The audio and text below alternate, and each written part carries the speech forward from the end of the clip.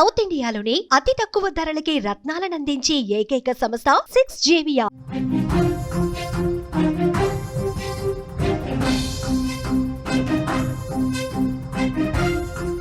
తెలంగాణలో కుండపోత వర్షాలు కురుస్తున్నాయి.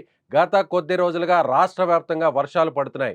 అయితే ఈ వర్షాలు ఇప్పట్లో ఆగేటట్టు లేదని వాతావరణ శాఖ సూచనను గమనిస్తే అర్థమవుతోంది. గత కొన్ని రోజులుగా కుండపోత వర్షాలు కురుస్తాయని తెలుస్తోంది.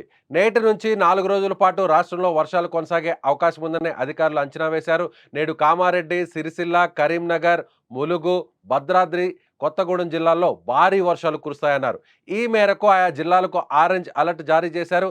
ఈ జిల్లాల్లో అక్కడక్కడ భారీ వర్షాలు కురిసే అవకాశం ఉందని వెల్లడించారు. మిగిలిన జిల్లాల్లో ఉరుములు, మెరుపులతో కూడిన వర్షాలు పడతాయని వాతావరణ శాఖ తెలిపింది.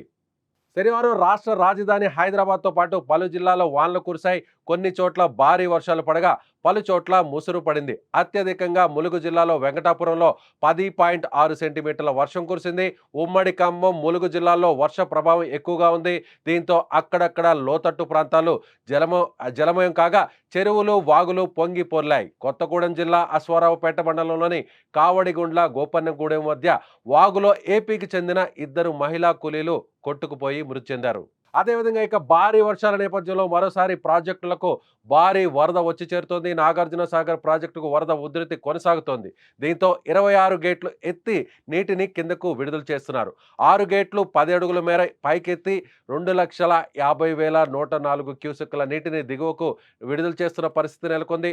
అటు శ్రీశైలం అలాగే 7 గేట్లు 10 అడుగుల మేర ఎత్తివేసి నీటిని విడుదల చేస్తున్నారు. కుడి, ఎడమ జల విద్యుత్ కేంద్రాల్లో విద్యుత్ ఉత్పత్తి కొనసాగుతోంది. అదేవిధంగా రాష్ట్రంలో జూన్ నెలలో సాధారణ వర్షపాతం నమోదవగా జూలై చివరి వారానికి చేరుకునేసరికి వర్షాలు క్రమంగా పెరిగాయి. ఆగస్టు, సెప్టెంబర్ మాసాల్లో అయితే మరింత తీవ్రంగా కురుస్తూ రాష్ట్రంలోని పలు ప్రాంతాలను ప్రభావితం చేస్తున్నాయి. రోడ్లు ముంచెత్తడం, అలాగే వంతెనలపైకి వరద నీరు రావడం, గ్రామాలు, పట్టణాల్లో నీరు మునిగిన పరిస్థితులు తలెత్తడంతో ప్రజలు ఇబ్బందులు ఎదుర్కొంటున్నారు. భారీ వర్షాలు, వరదలు అనుభవాల నేపథ్యంలో అధికార యంత్రాంగం ముందు నుంచే ప్రజలను అప్రమత్తం చేస్తూ పకడ్బందీగా చర్యలు చేపడుతుంది.